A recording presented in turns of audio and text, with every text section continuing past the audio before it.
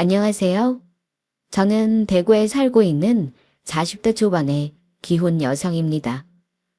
얼마 전 저는 한 커플을 이혼시키게 되었는데요. 그건 다름 아닌 저희 시부모님이었습니다. 착하고 불쌍한 저희 시어머니가 고통받는 모습을 보다 못해 제가 결국 이혼을 하시도록 돕게 되었거든요.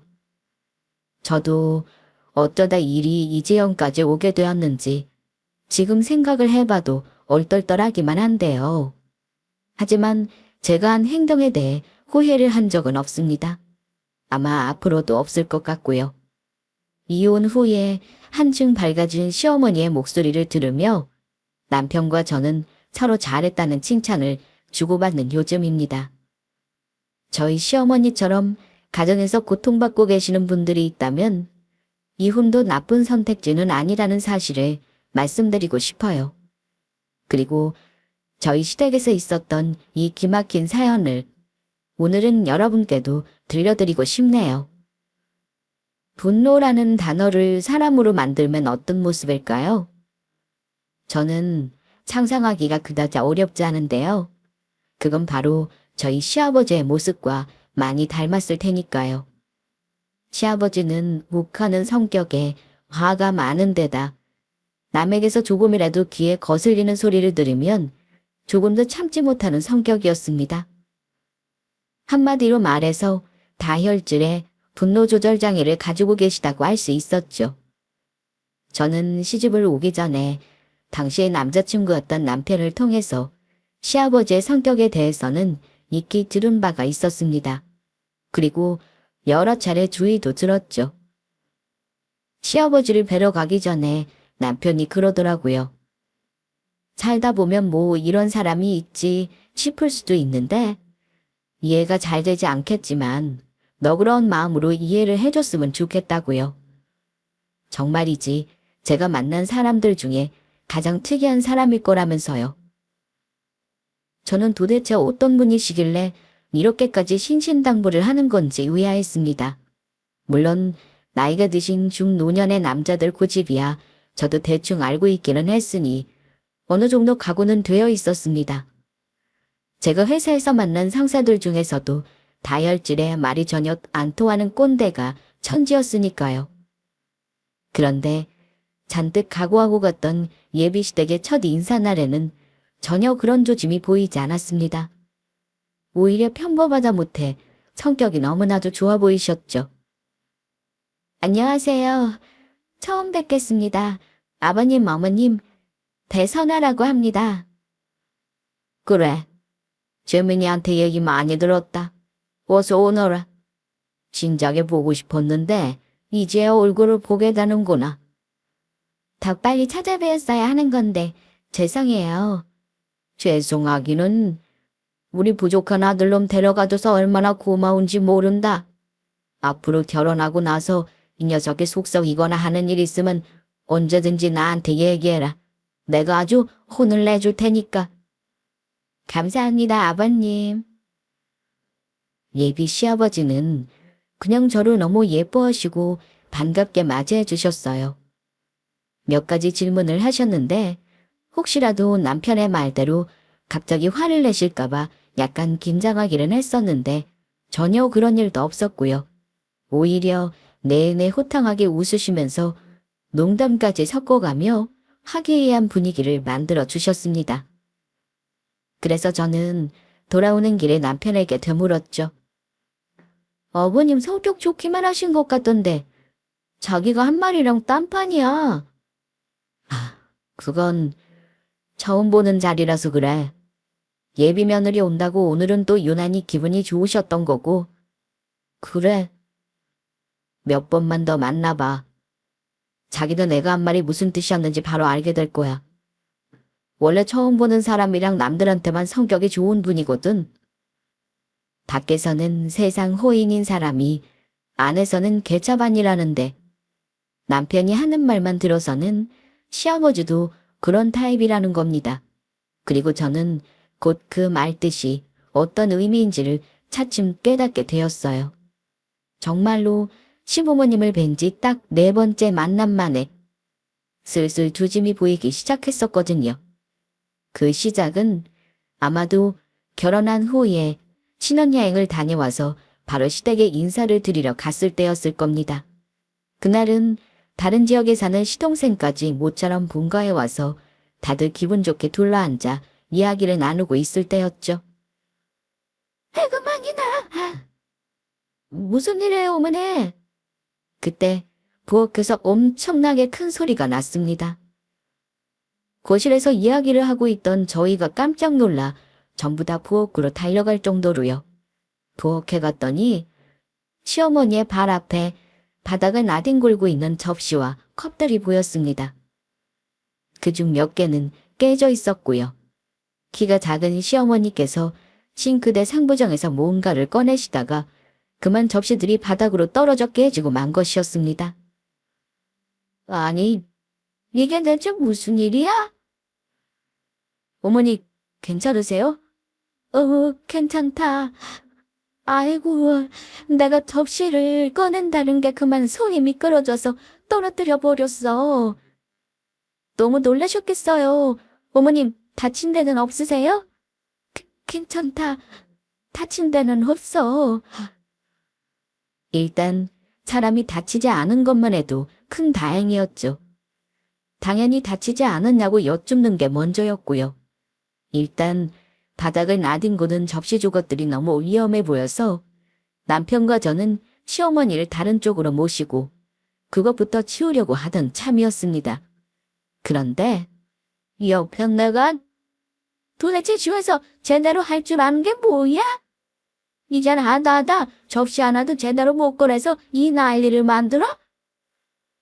아니, 찬장이 너무 높아가지고 꺼낸다는 게 그렇게 된 건데 잔땅이 높으면은 진장에 접시를 낮은 데다가 놔두면 될 거 아니야? 생각이란 걸 좀 해. 살림을 한 지가 몇 년인데 아직도 그런 게 감이 안 와?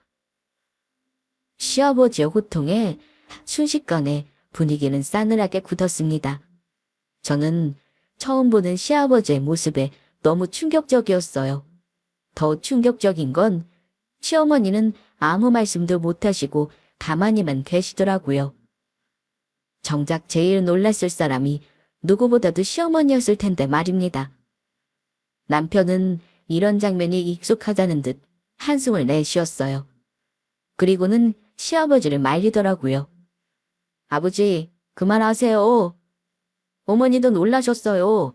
사람 안 다친 것만 해도 어디예요. 사람이 안 다쳤으니까 지금 서서 이런 얘기를 하고 있지. 네 말 맞다라 누가 다치기라도 했으면 어쩔 뻔했어? 새아가라도 옆에 있다가 다쳤으면 어쩔 뻔했냐고? 어? 아유, 알았어요. 내가 정신이 없어서 그랬수다. 앞으로는 정신 똑바로 차려.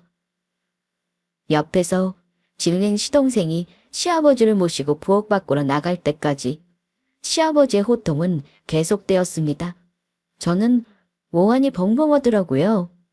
아니 무슨 접시 몇 장 좀 깬 것 가지고 이게 이렇게까지 화를 내실 일인가 싶었어요. 그리고 시어머니가 다치지 않았냐고 여쭤보는 게 먼저 아닌가요? 이렇게 사람을 쥐잡듯이 잡을 일이 아니고요. 저는 당황스러운 얼굴로 남편을 돌아보았습니다. 남편은 저를 향해 작게 고개를 내젓더라고요. 그제서야 저는 문득 깨닫게 되었죠. 아, 이게 남편이 말했던 바로 그거구나 싶은 생각을요. 원래 처음이 어렵지. 두 번째부터는 쉽다는 말이 있죠. 그래도 새로 시집온 며느리 앞이라고 자제하는 모습을 보이셨던 건지는 모르겠지만 그 접시 사건을 계기로 다음부터는 이런 일이 꽤나 자주 있었습니다. 이제 저도 이 집안 식구라고 편한 마음이 드셨던 건지도 모르겠고요. 그리고 시아버지의 문제는 다혈질이라는 것에만 있지 않았습니다. 시아버지는 엄청나게 가부장적인 사상을 가지고 계셨고 그런 만큼 당연히 집에서는 손 하나 까딱하지 않으셨어요. 제가 보기에는 아마 화장실을 다녀오는 것 말고는 집안에서 본인 손으로 하는 일이 아무것도 없으신 것 같았습니다. 시어머니를 무슨 종부리듯 일을 시켜대는 건 예사였죠. 집안일을 대신해주는 로봇이 있다고 해도 이 정도면 병이 났을 것 같더라고요. 물 좀 떠와. 올 때 이쑤시개도 가져오고. 기다려요. 그거 찬물로 가져와. 미죽을 한 거 말고. 퇴근하고 오신 시아버지께 시어머니가 저녁상을 차려서 대접하면 시아버지는 TV를 보면서 식사를 하시다가 손짓이나 턱짓으로 심부름을 시켜대기 일쑤였죠. 남편이나 시동생이 그 집에 같이 살 때는 시어머니께 일을 시키면 두 사람이 눈치껏 일어나서 대신하고는 했다는데요. 두 사람이 모두 분가하고 난 지금에는 다시 온전히 시어머니의 몫이 되어버리고 말았죠. 시어머니는 몇 번이고 자리에 앉았다 일어섰다를 반복하면서 시아버지의 지시를 그대로 따랐습니다. 아마 항상 시큰거린다고 하시는 시어머니의 무릎은 파라리 시아버지의 심부름 때문이 아닐까 싶을 정도였어요. 그게 왜 이렇게 짜? 그게 가는 거야 하지도 않았는데 왜 또 타박이에요? 짜다면 짠 줄 알지 옆에 내가 왜 이렇게 말이 많아? 짜다고 하면 다음번에는 안 짜게 만들어야겠다 반성을 해야지. 이러니까 맨날 밥상에 이 모양 이 꼴인 거 아니야? 아니, 하루 세 끼 중에 한 끼도 같은 반찬을 안 내는데 대체 밥상에 뭐가 그렇게 불만인 거예요? 이 옆에 내가 그래도 입만 살아가지고 거기다 반찬 타박은 또 얼마나 심하신지. 이해가 되지 않는 건 저희 시어머니는 요리를 꽤 잘하시는 편이었다는 겁니다. 물론 시집을 왔던 처음에는 요리에 서툴렀다고 하시더라고요. 그런데 시아버지가 하도 뭐라고 하셔서 요리를 열심히 배웠고 나중에는 요리학원을 다니며 한식조리사 자격증까지 따셨다고 했고요. 이제는 누가 봐도 요리 전문가다 싶을 정도로 음식을 잘하셨습니다. 이런 상황에서도 계속되는 시아버지의 음식 타박은 호투리 잡기로 느껴질 수밖에 없더라고요. 시아버지가 일을 하실 때야 그랬다 치지만 이제는 퇴직을 하셨는데도 아직도 꼬박꼬박 아침상을 구첩 반상으로 받아 드시더라고요. 국도 매일 새로 끓여야 했고 어제 드신 반찬은 손도 안 대시고요. 그래서 시어머니는 거의 매일 장을 봐서 새로 음식을 만드셨고 또 새벽 5시면 일어나셔서 시아버지의 아침상을 차리셨어요. 아버지, 국 하나도 안 짠데요. 너무 저염식으로 드시면 나이 드신 분들은 건강에 또 안 좋아요. 네, 아버님. 너무 짠 것도 안 좋지만 너무 싱거운 것도 건강에 해롭대요. 둘둘. 니들 입맛에는 또 안 짠가 보구나. 그래도 너희들도 음식 너무 짜게 먹지 마라. 그렇게 먹다가 나중에 다들 암 걸리는 거야. 하지만 정도라는 게 있잖아요. 시어머니도 참다 폭발하실 때가 있으실 거고요. 시어머니의 얼굴을 보니 정말 한계에 달했다 싶어서 저와 남편이 눈치껏 시아버지를 말리면 그제서야 헛기침을 하시며 밥숟가락을 던지듯 내려놓으시고는 하셨죠. 거기서 조금만 더 하셨으면 아마 시어머니께서 오셨을 것 같더라고요. 솔직히 말해서 집에서 친정아버지를 보고 자란 저로서는 이 상황이 전혀 이해가 되지 않았습니다. 저희 친정아버지는 시아버지와 정반대의 사람이라고 할 수 있어요. 특히 저희 어머니를 대하는 태도에서는 더더욱 말입니다. 아버지는 지금까지 단 한 번도 살면서 어머니에게 큰 소리를 낸 적도 없었고 혹여나 다투게 되더라도 조곤조곤한 말투로 차분하게 상황을 설명하는 분이셨거든요. 항상 어머니를 먼저 생각하고 무슨 일이든지 어머니와 함께 상의하셨고요. 어머니는 아버지의 소울메이트이자 인생의 동반자였고 가장 존중하고 사랑받아 마땅한 사람이었습니다. 저는 대부분의 아버지들이 다 이런 모습일 거라고 생각하며 자라왔고요. 그래서 시아버지의 모습을 보았을 때는 정말 큰 충격에 휩싸였습니다. 툭하면 이유도 없이 화를 내는 것은 둘째치고 시어머니를 대하는 태도가 너무나도 폭력적이었기 때문이었어요. 꼭 물리적으로 때리는 것만이 폭력은 아니었죠. 시아버지는 시어머니를 때리신 적은 한 번도 없다고 하기는 했지만 제가 보았을 때는 언어 폭력만으로도 시어머니는 충분히 학대를 받고 계셨습니다. 저는 시어머니가 이제 안타깝다 못해 불쌍하게까지 느껴지고 있었고요. 도대체 아버님은 왜 저러시는 거야? 어머님한테 정말 너무하시는 거 아니야? 왜 저렇게 말을 심하게 하셔? 이제 내가 했던 말이 무슨 뜻인지 알겠지? 옛날부터 저러셨어. 아니면 최근에 저러시는 거야. 어머님 말로는 내가 태어나기도 전부터 저러셨대. 아버지가 원래 저런 사람이었던 거지. 어머님이 너무 순하시니까 더 저러시는 것 같아. 다른 집 같았으면 벌써 이혼했겠다. 아, 그러니까 말이야. 나이 들면 사람 성질도 좀 누그러진다던데 순다 거짓말이야. 우리 아버지는 어떻게 된 게 날이 갈수록 더 심해지는 것 같아. 제 말에 남편은 깊은 한숨만 내쉴 뿐이었습니다. 이런 말은 죄송하지만 시아버지는 진짜 남편으로서는 빵점이었어요. 사람은 사람을 부를 때 호칭만으로도 그 사람의 감정을 알 수가 있다잖아요. 시아버지는 시어머니를 부를 때조차도 여보, 당신, 재민 엄마가 아니라 어이로 지칭하시고는 했어요. 세상에, 부인한테 어이가 뭐예요? 진짜 어이가 없더라고요. 누가 보면 남편이 아니라 직장 상사라고 해도 이상하지 않을 정도였어요. 하루 종일 타박하고 할 줄 아는 게 없다고 무시하고. 거기다 얼마나 가부장적이신지 시아버지가 늘 하시는 말씀이 있었습니다. 여자는 모름지기, 남편 말에 순종하고 남자 길을 세워주고 해야지 라든가. 이 집안 규칙은 내가 정하는 거고 너희들은 그저 잘 따르기만 하면 되는 거야 하는 것들이요. 아, 제일 중요한 게 하나 더 있었네요. 어디서 남편 말에 토를 달아 달기를. 저는 무슨 타임머신이라도 타고 조선시대로 돌아간 줄 알았어요. 몇 번만 들었어도 제가 진절머리가 날 정도인데 저 말을 평생을 듣고 사셨을 시어머니는 얼마나 지겨우셨을까요? 남편도 시아버지의 저런 모습에 학을 떼고는 했습니다. 그리고 저조차도 점점 시아버지의 행패가 심해진다고 느끼고 있었는데요.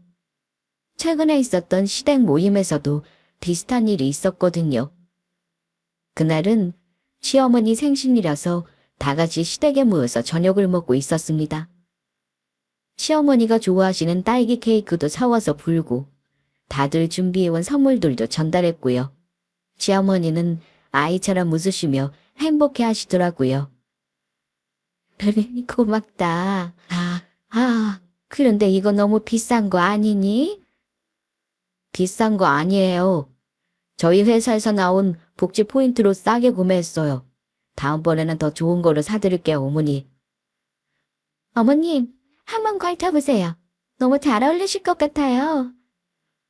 그럴까?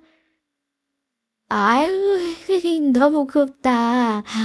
색깔도 좀, 이렇게 예쁘니?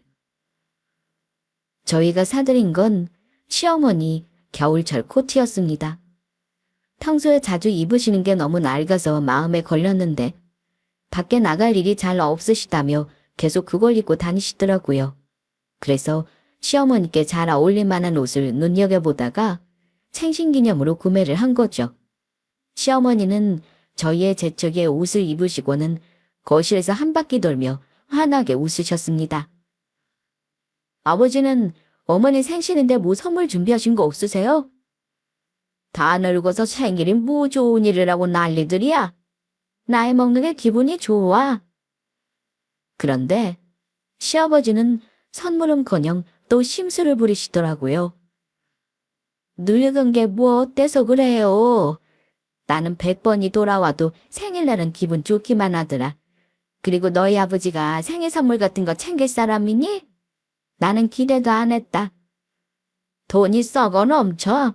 그 비싼 코트 사줘봐야 시장 갈 때나 입을 건데 쓸데없는 짓 하기는. 하여간 초치는 데는 정말 선수였어요. 시아버지는 저희끼리 모여서 기분 좋게 웃고 떠드는 게 못마땅하셨던 모양입니다. 그렇지 않고서야 저렇게까지 심술을 부리실 이유가 없었으니까요. 하지만 시아버지야 기분이 좋든 말든 저희는 아랑곳하지 않고 계속해서 선물들을 풀고 입어보고를 반복했습니다. 그리고 시동생이 가져온 선물을 풀고 있을 때였어요. 시아버지가 갑자기 또 시어머니를 부르시더라고요. 어이, 술상 좀 내와봐. 어제 가져온 문화 있지? 아니, 무슨 또 술상이에요. 건강검진 때 술 끊으라고 하는 얘기 들어놓고서는 시끄럽고 와. 빨리 한 상 차려와. 소주 시원한 걸로 내와. 애들이랑 한잔하게. 글쎄 안 된다니까. 며칠만 있다가 다시 재검진하러 병원 가기란 거 잊었어요. 그냥 과일 깎아 내올 테니까 그거나 잡수세요. 시어머니는 건강검진 이야기를 꺼내며 안 된다고 완강하게 말씀하셨어요. 그러고 보니 얼마 전에 두 분이 다 검사를 했는데 시아버지만 간 수치가 좋지 않게 나와서 재검사를 하기로 했다고 들었거든요. 그런데 또 술을 마신다는 게 말이 안 되잖아요? 당연히 저희들도 시아버지를 모두 말렸죠. 시아버지는 자꾸 한 잔 정도는 괜찮다며 말도 안 되는 말씀을 하셨고요. 시아버지는 소문난 주당이었습니다. 한 잔이 괜찮을 리도 없지만 한 잔으로 끝날 리도 없었죠. 그런데 일은 그 다음에 터져버렸습니다. 본인 뜻대로 되지 않아 기분이 상한 시아버지가 시어머니 쪽으로 밥상을 엎어버리신 거예요. 정확히는 다 먹은 그릇을 밀쳤는데 그게 전부 시어머니 쪽으로 떨어진 거였죠. 다닥으로 나뒹구는 그릇들을 보며 저희는 전부 경악을 하고 말았습니다. 순간 5초 정도 정적이 흘렀을까요? 다들 말문이 막혀서 할 말을 잃었거든요. 그리고 말없이 시아버지를 노려만 보시던 시어머니는 자리에서 벌떡 일어나서 안방으로 들어가 버리셨습니다. 당연히 밖에서는 난리가 났죠. 아버지, 지금 뭐 하시는 거예요? 그릇을 왜 사람한테 던지세요? 어머니 생신날까지 진짜 이러고 싶으세요? 누가 사람한테 던졌다고 그래? 그냥 밀치다 보니까 저기로 떨어진 거지. 누가 거기 앉아 있으라고 했나? 그걸 지금 핑계라고 대시는 거예요. 어머니는 아버지 건강 때문에 술 드시지 말라고 한 건데 그랬다고 이러시는 게 말이 돼요. 시아버지는 일부러 그런 적이 없다면서 끝까지 발뺌을 하셨습니다. 나중에는 얼굴에 목덜미까지 시뻘개지셔서요. 본인 화를 못 이겨서 소리를 고래고래 지르시더라고요. 그런 적이 없다는데 너희들이 지금 애비한테 소리 지르는 거냐고 하셨죠. 소리는 시아버지 목소리가 제일 컸는데 말이에요. 화기애애했던 생신 모임 분위기는 당연히 그대로 끝장이 나버리고 말았습니다. 시아버지 한 사람의 행동 때문이었죠. 저는 방으로 들어가서 시어머니를 달래드렸습니다. 시어머니는 너희들 앞에서 못 볼 꼴을 다 보인다며 오히려 미안하다고 하시더라고요. 이렇게 세상 착하고 따뜻한 시어머니께 대체 왜 저러시는 건지 제가 다 속이 상하더라고요. 이번에는 남편과 시동생도 정말 화가 머리끝까지 났는지 밖에서 오래 다투는 소리가 들렸습니다. 솔직히 이런 일이 한두 번이 아니었어요. 저희가 있는 앞에서도 이 정도이니 두 분만 계실 때는 더 심하겠거니 싶었고요. 하지만 방법이 없었습니다. 견디다 못한 아들 둘이 시어머니께 이혼을 하시라고 계속 말씀을 드려도 시어머니는 그럴 생각이 없으셨거든요. 이 나이에 이제 이혼해서 뭐 하겠니? 지금까지 참고 살았는데. 지금까지 참고 사셨다고 앞으로도 그러고 사실 거예요? 아버지 안 변해요. 아시잖아요. 아휴, 저 성질이 어디 가겠냐마는 그래도 저렇게 소리를 질렀다가도 나중에는 미안하다고 꼭 사과하고 그런다. 너희가 사과하는 건 못 봐서 그래. 더 문제는 시아버지가 계속 사과를 하신다는 데 있었습니다. 그게 시어머니의 마음을 약하게 하는 제일 큰 문제였죠. 시아버지는 불같이 화를 내고 막말을 퍼붓고 나서는 빠르면 당일, 늦으면 며칠 후에 미안하다고 은근슬쩍 사과를 하시고는 했거든요. 진짜 미안한 사람이 똑같은 실수를 저지를까요? 나중에 미안하다고 하면 시어머니께서 늘 받아주시니까 그게 오히려 면죄부가 되어서 더 화를 거리낌 없이 내시는 것 같은 생각마저 들었죠. 어쨌거나 이런 일은 계속해서 반복되었고 상황은 달라지는 게 없어서 저희도 답답한 마음뿐이었습니다. 그런데 이제는 도저히 참고 넘어갈 수가 없는 사건이 터지고야 말았습니다. 바로 시부모님 두 분이서 떠나게 된 강원도 여행에서요. 처음에는 두 분이서 여행을 가겠다고 하시길래 내심 저희도 불안한 마음이 들었습니다. 그 긴 시간 좁은 공간에서 함께 붙어 있다 보면 또 틀림없이 싸우실 것 같은데 여행을 가는 게 맞나 싶어서요. 하지만 시아버지가 TV에서 본 무슨 맛집에 꽂히셔서 강원도를 꼭 가야겠다고 하시더라고요. 남편이 출발 전에 시아버지와 통화하면서 시어머니께 화내지 말고 잘해드리라는 신신당부를 했습니다. 건성으로 들으시는 것 같기는 했지만요. 여행은 그렇게 길지도 않았어요. 고작 해야 2박 3일이었죠. 그래도 이렇게까지 말씀드렸는데 설마 그 안에 무슨 일이 생기겠나 싶기는 했습니다. 짧은 국내 여행은 두 분이서 몇 차례 다녀온 적도 있으셨고요. 마지막 여행을 다녀온 뒤로 오랜만이기는 했지만 시어머니는 어쨌거나 시아버지가 여행을 가자고 말을 먼저 꺼내신 게 내심 감격스러우신 것 같더라고요. 시어머니는 원래 여행을 좋아하셨거든요. 그런데 여행에서 돌아오시는 길에 기어이 일은 터지고 말았습니다.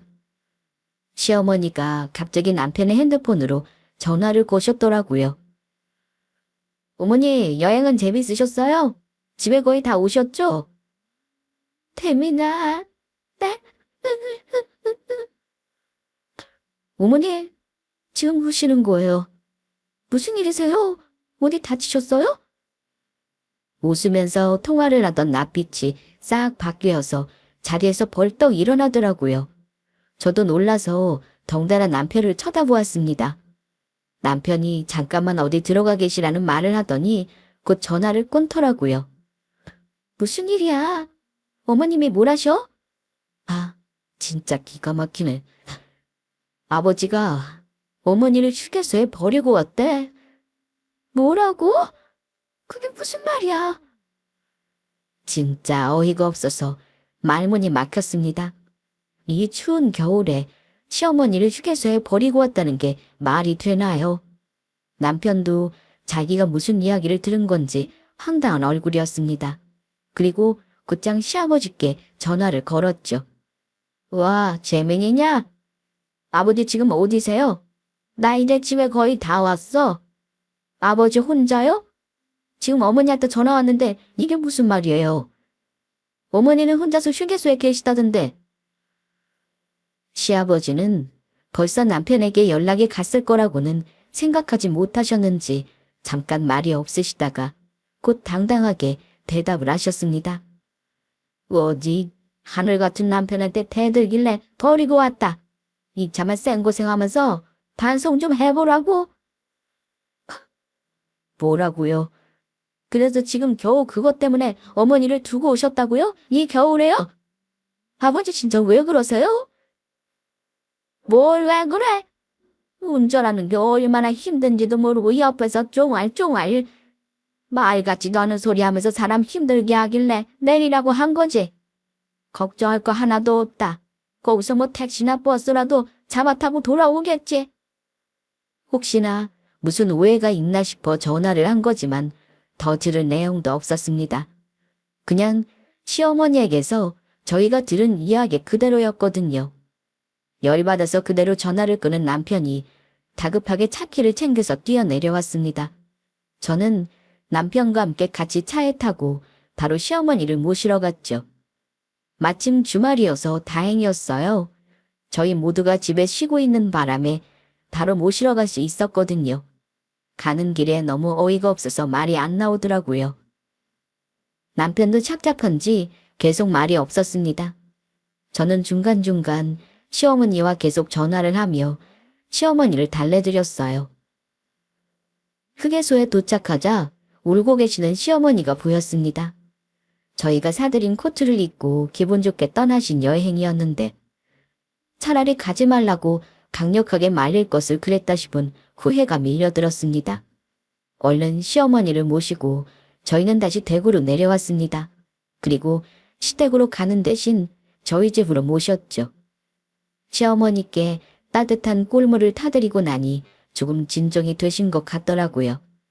시어머니는 대체 어찌된 일이냐는 말에 다시 울컥하셨는지 잠시 눈시울을 붉히시다가 말씀하셨습니다. 첫날은 그럭저럭 괜찮았어. 이틀부터가 난리가 났지. 너희 아버지가 좀 길치잖니. 그런데 내비가 알려주는 길로 안 가고 자꾸 다른 길로 가시는 거야. 그쪽 길이 막힌다면서 알지도 못하면서 왜 내비가 하자는 대로 안 가냐고 하니까 잔소리 한다고 화를 내더라고. 아, 그래서요? 그러더니 나중에 저녁쯤 되니까 졸음운전을 하더라. 내가 깜짝 놀라서 흔들어 깨웠지. 정 안 되면 어디 쉬었다 가자고 했고. 그런데 자꾸 자기는 안 졸았다고 하는 거야. 분명히 눈으로 조는 걸 똑똑히 봤는데도 자꾸 안 졸았다고 하는 모습을 보며 시어머니는 이러다 사고라도 나겠다 싶었다고 합니다. 곁눈질해서 보면 어느새 또 졸고 있고 그렇게 몇 번을 졸았다 깨우기를 반복하니 나중에는 버럭버럭 화를 내며 결국 차를 세웠다고요. 시어머니도 어지간하면 저 성질을 거스르고 싶지 않았지만 목숨이 달린 일이니 어쩔 수가 없었다고 하시더라고요. 결국 화를 내다가 잠이 깨기는 했는데 문제는 그 다음부터였습니다. 그 일로 기분이 상해버린 시아버지가 그때부터 내내 트집을 잡기 시작하셨다는 겁니다. 시어머니가 하는 말 한마디 한마디마다 전부 다요. 그리고 드디어 마지막 날에 이 일이 터져버리고 말았죠. 시어머니도 시아버지가 또 심사가 뒤틀린 게 보여서 돌아오는 날에는 최대한 말을 섞지 않았다고 하시더라고요. 아무 말도 안 하고 있으니 또 말을 안 하고 있다고 화를 내셨다나요? 그러다가 중간쯤 내려왔을 때 시어머니는 화장실에 가고 싶으셨다고 합니다. 나 화장실 좀 가야겠으니까 다음 휴게소에서 차 좀 세워봐요. 휴게소 없어. 좀 참아. 휴게소가 왜 없어요? 여기 내비에 몇 킬로 가면 휴게소라고 나와 있는데. 시어머니는 내비가 나와 있는 휴게소를 보고 하신 말씀이었는데 태연하게 휴게소가 없다고 거짓말을 하는 시아버지를 보고 어처구니가 없었다고 합니다. 그런데 시아버지는 벌컥 성질을 내셨어요. 무슨 화장실을 그렇게 자주 가? 좀 전에도 다녀왔는데 몇 분이나 지났다고 또 가냐고. 아유, 출발하기 전에 물을 좀 많이 마셨더니 그래요. 나이 들어 화장실 참기도 더 힘들고. 지금 차 막혀서 안 그래도 시간이 오래 걸리는데 휴게소를 몇 번을 들리자고 해. 누구 똥개 올려 시키는 거야? 밖에 나와서 사람 귀찮게 할 거면 아예 기저귀를 차고 다녀? 평소에도 익숙하게 듣던 막말이었지만 이번만큼은 시어머니도 참을 수가 없었다고 합니다. 다른 것도 아니고 생리현상을 가지고 이렇게까지 화를 낼 일인가 싶기도 했고요. 시어머니는 서러운 나머지 시아버지에게 같이 화를 냈습니다. 당신 참 너무하네요. 내가 화장실을 가고 싶어서 가는 것도 아니고 방광이 내 마음대로 조절이 되냐고요. 뭐가 어째? 뭘 잘했다고 많이 됐고야? 내가 그렇게 죽을 때를 되었어요? 화장실 급해서 휴게소 좀 들리자는 게 이렇게 사람을 쥐잡을 잡을 일이냐고요. 이 옆편 내가 뭘 잘못 먹었나? 어디서 소리를 지르고 난리야? 남편은 옆에서 운전하느라 생고생을 하고 있는데 옆에서 편하게 앉아있으니까 힘든 줄도 모르지? 당장 내려! 시아버지는 그 길로 휴게소로 들어가 바로 차를 세우셨다고 합니다. 시어머니는 일단 화장실이 너무 급해서 차를 세우자마자 화장실로 달려가셨다고 했고요. 그런데 화장실을 다녀왔더니 시아버지의 차가 사라지고 없더라고 합니다. 아까 차에서 내릴 때 시아버지가 등 뒤에서 집은 알아서 찾아오라는 말을 하시기는 했지만 설마 그게 진심이라고는 생각지도 못하셨다고 했죠. 사실 시어머니가 아니라 누구라도 그렇게 생각했을 겁니다. 사람을 휴게소에 버리고 간다는 건 정상적인 사람이면 하지 않을 행동이니까요. 시아버지에게 전화를 걸었지만 계속해서 받지 않았고 시어머니는 그제서야 깨달았다고 합니다. 시아버지가 정말로 자신을 휴게소에 버려두고 떠나버렸다는 사실을요. 여기까지가 사건의 진상이었습니다. 남편은 들을수록 기가 막히고 코가 막힌지 중간중간에 자리에서 벌떡 일어나 이리저리 서성이더라고요. 말씀을 하시다 보니 다시 목이 메이는지 시어머니는 울음을 터뜨리셨고요. 저는 휴지를 갖다 드리면서 시어머니의 등을 토닥여 드렸습니다. 내가 뭘 그렇게 잘못했니? 대체 더 이상은 그 집에서 너희 아버지랑은 같이 살 자신이 없다. 아버지 진짜 제정신 아니에요. 어떻게 사람을 이 겨울에 길바닥에 버리고 갈 생각을 할 수가 있어요? 이혼하세요, 어머니. 이번에는 진짜로요. 남편은 이번에야말로 진짜 이혼을 할 때가 되었다며 시어머니를 강력하게 설득했습니다. 저도 물론 옆에서 같이 합류를 했고요.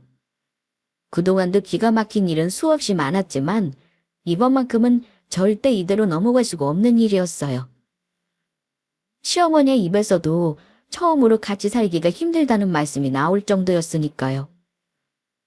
근데 너희 아버지가 이혼해 준다고 하겠니? 어머님, 그런 걱정은 안 하셔도 돼요. 저희가 전부 증언할 거고 증거도 다 있어요. 지금부터도 증거 모으면 되고요. 저랑 같이 내일 일단 변호사부터 만나보세요. 이제는 증거 싸움이었습니다. 남편은 시동생까지 불러서 저희는 대책회의를 했어요. 시동생도 당연히 이혼 얘기에 대찬성이었고요. 더 기가 막히는 건 하루가 다 지나도록 시아버지에게서는 시어머니에게 전화 한 통이 없으시더라고요. 이틀이 지나서야 겨우 남편에게 전화를 해서는 너희 엄마 너희 집에 있냐고 물으시는 게 전부였죠. 걱정도 되지 않으셨던 모양이에요. 어떻게 사람이 저럴 수가 있는지. 그 태어난 모습을 보며 시어머니는 다시금 이혼의 결심을 되새기게 되신 것 같았습니다. 남편은 시어머니는 우리 집에 계시고 앞으로 이제 그 집으로는 안 돌아가실 거라고 못 박았습니다. 그리고 시어머니는 이혼을 하실 거라고 말씀드렸고요. 그런데 시아버지는 코웃음을 치시며 마음대로 하라고.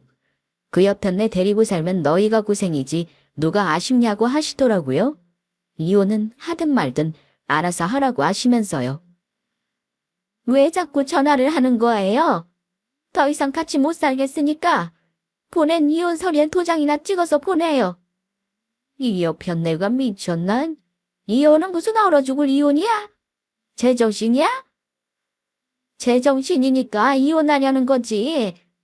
내가 지금까지 제정신이 아니어서 당신한테 그런 소리나 들으면서 몇십 년을 살았잖소. 이제는 못하겠으니까 도장이나 찍어요. 뭘 잘했다고 아직도 말대꾸야? 말 같지도 않은 소리 말고 당장 집으로 들어와. 시아버지가 계속해서 소리를 지르자 시어머니는 들은 척 만척하시며 전화를 끊어버리셨습니다. 사실 시아버지 전화를 먼저 끊어버린 것만 해도 본인 인생에 엄청난 용기를 내신 거였어요. 저는 약간의 통쾌함마저 느껴졌습니다. 시어머니도 전화를 끊고는 본인의 행동에 스스로 놀라셨는지 웃음을 터뜨리시더라고요. 당연히 시아버지의 반응은 난리도 아니었습니다. 그 뒤로 시어머니와 남편 그리고 제 핸드폰으로 번갈아가며 전화를 거셔서 당장 시어머니를 집으로 보내라고 난리를 치셨거든요. 남편이 들은 척도 하지 않자 저한테 전화를 계속하시길래 저도 전화를 무음으로 돌려버렸죠. 아, 그 와중에도 욕설을 하시는 건 전부 통화 녹음을 한 상태였고요. 그 뒤로 이혼 서류를 받은 지 일주일쯤 지나자 시아버지는 저희 집으로 직접 찾아오셨습니다. 글쎄, 시어머니를 보자마자 당장이라도 때릴 것처럼 그쪽으로 달려가시더라고요. 기겁한 제가 시어머니를 모시고 얼른 방으로 피신했어요. 남편이 다시 시아버지를 밀어냈고요. 시아버지는 고래고래 욕설을 하시며 바닥에 있는 물건을 걷어차기도 하셨어요. 아버지, 그만하고 나가세요. 여기서 조금만 더 하시면 저 경찰 부를 겁니다. 뭐, 경찰을 불러? 애비를 신고라도 하겠다는 거야? 그래, 어디 한번 불러봐라. 너희 엄마랑 너희랑 짜고 지금 날 엿먹이려고 하나 본데 어디 한번 경찰 불러봐. 다행히도 경찰까지 오는 일은 없었지만 정말 조금만 더 있었으면 시아버지를 신고할 뻔했습니다.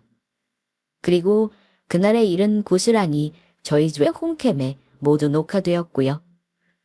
저렇게까지 폭력적인 모습은 저도 난생 처음 보는 장면이었습니다.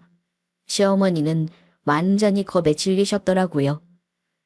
방에서 제 손을 꼭 붙들고 덜덜 떨고 계시는데 마음이 너무 아팠습니다. 이런 일을 얼마나 오래 겪으셨을지. 당사자가 아닌 저도 마음이 이렇게 벌렁거릴 정도로 떨리는데 본인은 오죽하셨겠어요? 시어머니는 혈압도 있으신데 시아버지가 저렇게 난리를 치고 돌아갈 때마다 혈압이 190을 넘어 치솟고는 하셨습니다. 당장 병원에 달려가도 이상하지 않은 수치였어요. 물론 몇 번은 정말로 병원에 간 적이 있었고요.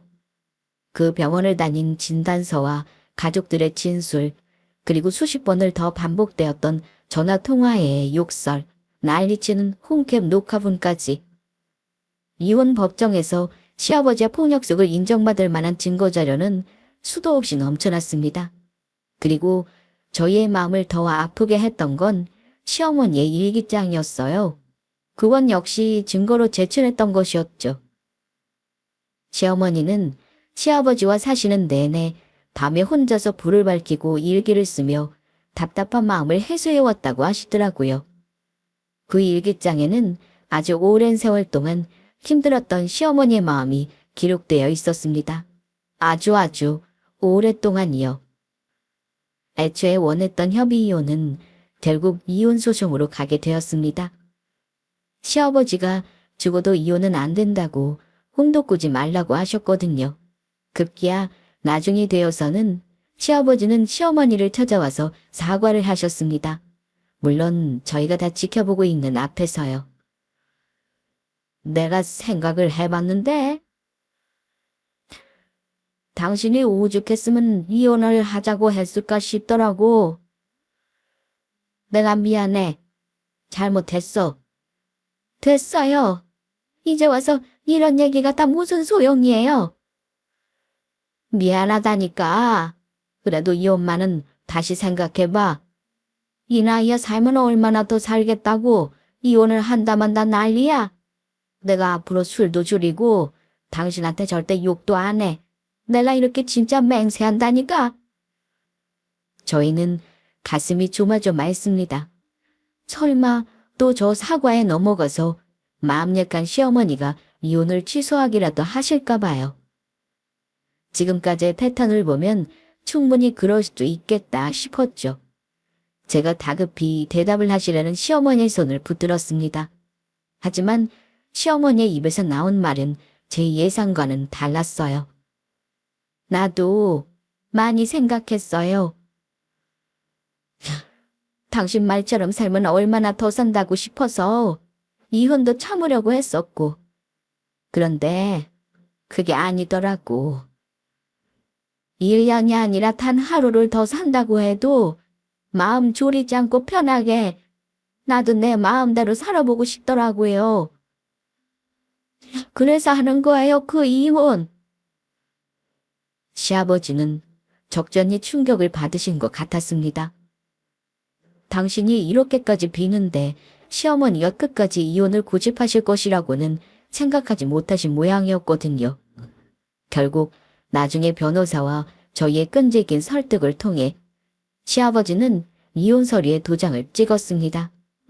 시어머니는 이제 완전히 자유의 몸이 되셨죠. 그리고 혼자 사시는데 문제가 없게끔 재산 분할과 위자료도 단단히 받아내도록 도와드렸고요.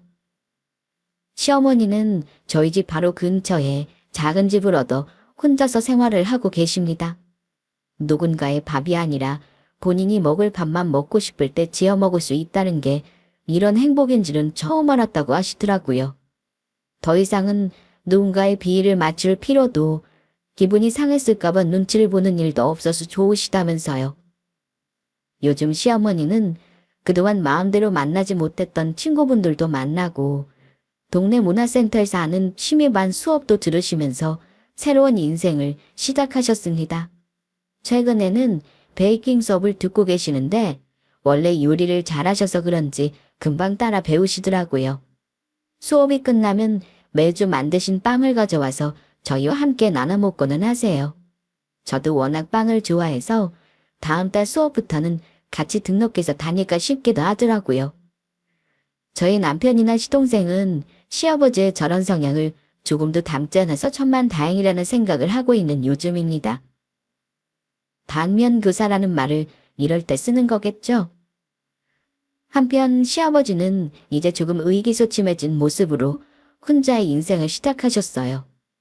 시어머니와는 몇 달에 한 번 정도 저희가 있는 자리에서 짧게 커피 한 잔 정도 하며 만나기는 합니다. 혼자 지내시면서 느끼는 바가 그래도 많으신 것 같더라고요. 얼마 전에는 시어머니에게 전화를 걸어 그동안 많이 미안했다고 다시 사과를 하셨다고 하시더라고요. 시어머니는 저희에게 이런 명언을 남기셨습니다. 행복이 따로 있는 게 아니더라. 그저 내 마음 편하게 해주는 사람과 즐겁게 사는 게 행복이야. 그 사람이 나를 편하게 해주지 못하면 혼자 사는 게 그 다음 행복이고. 여기까지 들어주셔서 감사합니다.